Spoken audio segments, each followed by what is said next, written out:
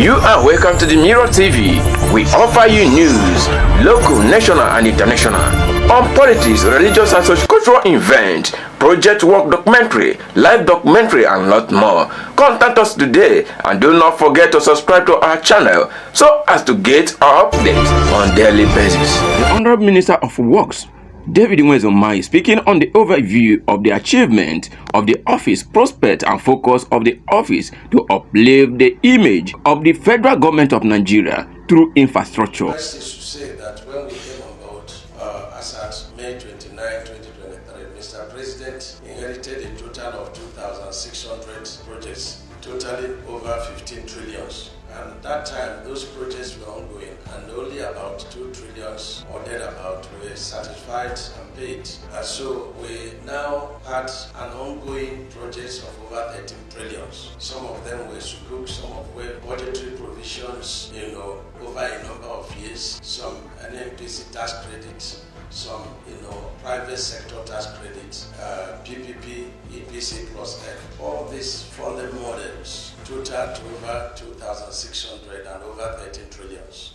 The ministry looked at it realistically, and we felt that there is no way you will ask a contractor, to use the same price of earthwork, as at when the job was awarded. And by the way, some of the jobs have lasted some 18 years, some 11 years. And so when you now do VOP or price review, you'll be getting sometimes 500%. And so we appeal to Mr. President to do two things. One is that we give our envelope in 2024 budgetary provisions to keep all the heritage projects alive. President directed that should be done. And that's why you see most of our projects are ongoing projects in the budget. But we'll be very poor budgetary allocation. 50 million, 100 million. You have 100 million for an ongoing project that is about 100 kilometers. But we have to do that, believing that there could be, other ways that we could fund this project, including PPP. And then we also have some new projects, especially the constituency projects of the National Assembly, which constitute over 90% of our new projects. And yet, these constituency projects are also of very poor budgetary allocation. All contracts that have, apart from the legacy projects of Mr. President, 3 of them, but every contract that has dual carriageway, both of them can no longer go on at the same time.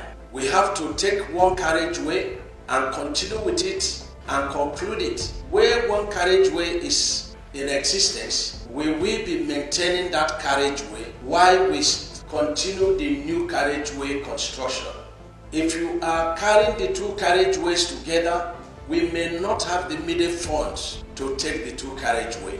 It's better to take one and then take it to the end so that the public will be managing that. While we now come back to continue, we are not taking the job. We come back to continue the other one based on the availability of funds. And we frown at people that leave the carriageway and concentrate on drainage. We want the carriageway for people to be using it. Then we can come back to the drainage. Some of you have been on projects for 18 years and we have devised a means to tackle you. Now we are not going to accept any partial handover unless the employer directs. Because if you have 100 kilometers of road, we have to split it into 4 to commission. So you finish 25%, we can come and commission.